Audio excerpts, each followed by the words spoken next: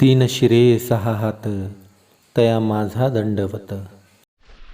तर राम राम मंडळी, सकाळ सकाळची वेळ आहे, जवळजवळ 8:30 वाजलेल्या आहे त्या आणि पाऊस चालूच आहे.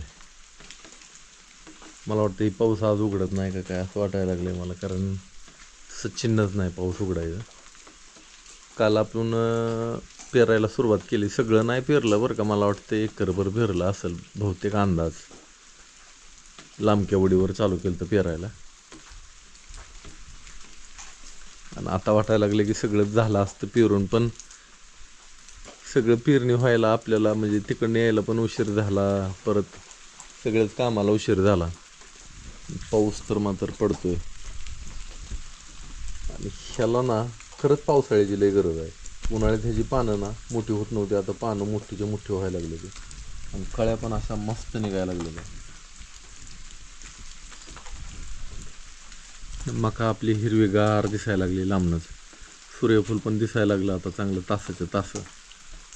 पाऊस चालू आहे आता, पाऊस तर गरजेचंच आहे आपल्याला. मस्त पाऊस चालू आहे. आणि ही बघा आपण नवीन रोपं लावलेली आहे ती, तर ही पण लय मस्त आली, पानं मोठी मोठी व्हायला लागली. एका महिन्यात ह्याला ना फुलं लागायला चालू होते, पावसाळ्यात बरं का, एरवी नाही. चांगलं आलं हे सुद्धा. फुल बघा कसलं मस्त आलंय. पावसाचं वातावरण आहे, पाऊस झिमझिम येऊन गेली सकाळ सकाळी. आणि आता मी चालली रानात.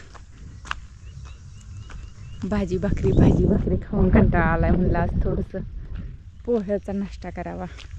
पोरं नसल्यावर जास्त काही नादी लागत नाही नाश्त्याच्या बरं का. आम्ही पोरांना कधीतरी करायची, रोज नाश्ता नसतो आमच्याकडे, पण आज बनवावं म्हणलं. त्यासाठी हिरव्या मिरच्या तोडते आता मी जरा.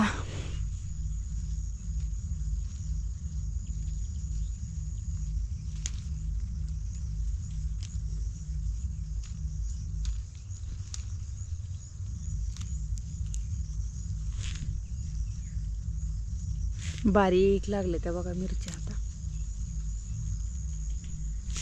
मोठी मोठी एखादी आहे तीच तोडून घ्यायची.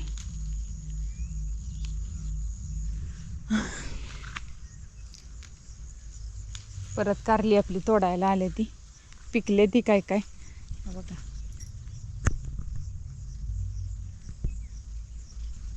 देशी कारली त्या भरपूर आले, ती सगळीकडे इथं पण होती.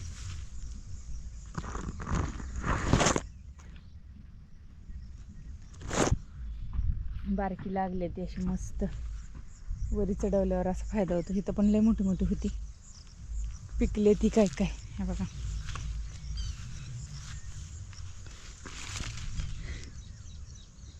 हे येतं बेला तोडून ठेवायची. दोडकं पण आहे, पण चिक्कल्या खाली मी काय जात नाही आता तिकडं. चला, कसं वाटतंय बघा वातावरण. असं वाटतंय पावसाळ्याचं असं वातावरण संपूच नाही, असंच कंटिन्यू राहावं. इकडे कढीपत्ता आहे, आणि इथं मी मधीच सगळं काढलं होतं बघा. आता कसली झाले, परत भीती वाटते जायची. काल मोठा साप दिसलाय ना, तेव्हापासून अडचणीत अशी घुसायची भीती वाटते. कढीपत्ता घ्यावाच लागणार आहे तरी पण आपल्याला. तर फांदी मोडून घेते, पावसाळा हाय घरात ठेवती, 1-2 दिवस तरी जाते. 2 दिवस नाही गेले तरी कमीत कमी सकाळ संध्याकाळची तरी होती.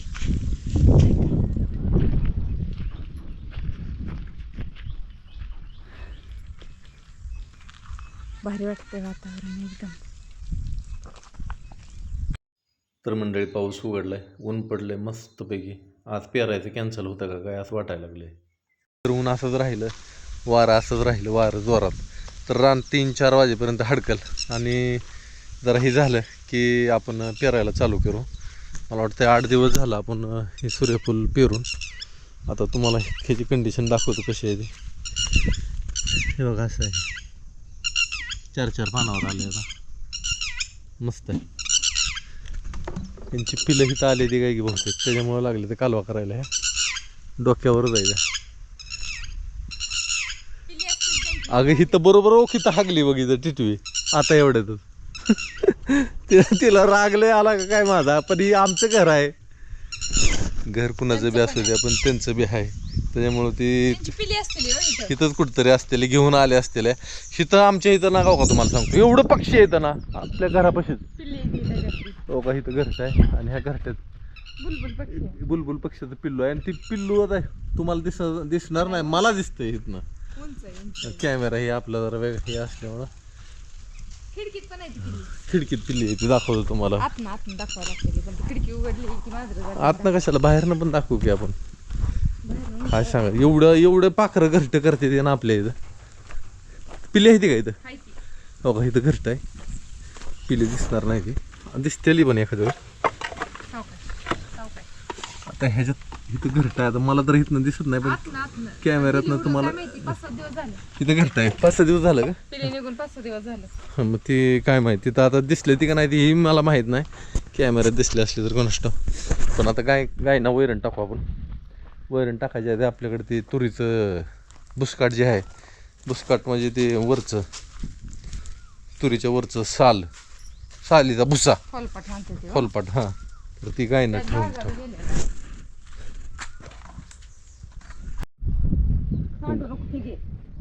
गायना आवडतं खायला. त्या तिकडं समोरला मेंढर आले ते.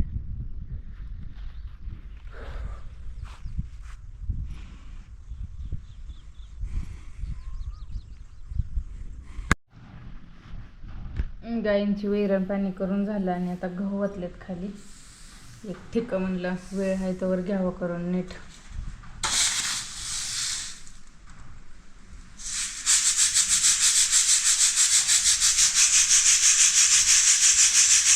आपण डबल टाकल्यात आहे ना, त्याच्यामुळं काय झालंय, गहू फुटला. असं गव्हाचं तुकडं झालं ते चाळलं की खाली पडतं ते. आणि ह्यात एखादा पालकाचं बी पण आहे. पालकाचं बी काय मी जास्त काढत नाही, पण थोडंसं चाळलं ते गोळा होऊन एका बाजूला येते. जास्त असेल तर असं बाहेर काढायचं, एक डिपू करायचा ह्याचा आणि शेवट चाळायचं. मग सगळंच बी बाजूला निघतात. घेते आता एवढे 50 किलो गहू आहे, एवढं नीट करून घेते.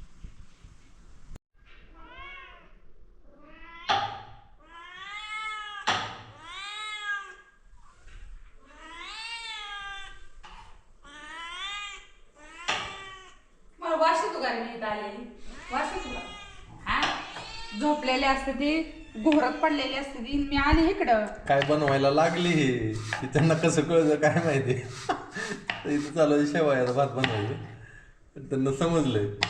मला तर तुपाचा तेलाचा वास येतो का काय माहिती त्यांना, आहे का नाही. खाली उतरायचं, वर यायचं नाही. त्यांना एक लड्डू टाक, लड्डू. थांबा तुमची सोय केलेली आहे आपण. आज लाडू टाक. हां, खावा आता. तर आता निघालोय पेरायला. काल आपलं अर्ध राहिलं होतं आणि जाऊन आलोय आम्ही. बघितलंय वापसा झालाय का नाही. वापसा एवढा झाला नाही बरं का, पण 8-9 तारखेला पाऊस उघडणार आहे. मग आपलं फिरून जर एखादा शिंतोडा जर पडला त्याच्यावर तर लय भारी काम होईल, म्हणून गडबड करायला लागलोय. तसं एवढा विशेष वापसा झालेला नाही. जर वापसा झालेला नाही तुम्ही जर पेरताय तर ते चिखल होते, नीट पेरणं होत नाही. पण आता काय करता, कधी कधी पेरणीला लय घाई गडबड करावं लागते बघा. पेरणी ज्याला जमली बसली, पाऊस वरनं पडला, पांघरून पडलं एकदा की मग पीक जास्त दिवस दम धरत नाहीतर दम धरत नाही, असं होतं. बऱ्यापैकी रान झालं आपलं. आता एवढंच राहिले की इथनं इकडं एवढं बी संपलंय. जरा ठीक बी आणायला, बी टाकून चालू करू. ट्रॅक्टर बंद झाल्यामुळं बगळं फांगलं जरा, नाही तर ट्रॅक्टरच्या मागत बगळं येईल. आज सकाळी पाऊस बऱ्यापैकी झाला आणि नशीब वापसा बी झाला. म्हणजे पाऊस लय नव्हता झाला, पाणी असं रानातनं चळचळलं नव्हतं. चळचळायला लागलं की बंद पडलं. वापसा म्हणजे कसं, असं रान ना असं मऊ राहिलं पाहिजे, असं चिखल नाही लागला पाहिजे हाताला.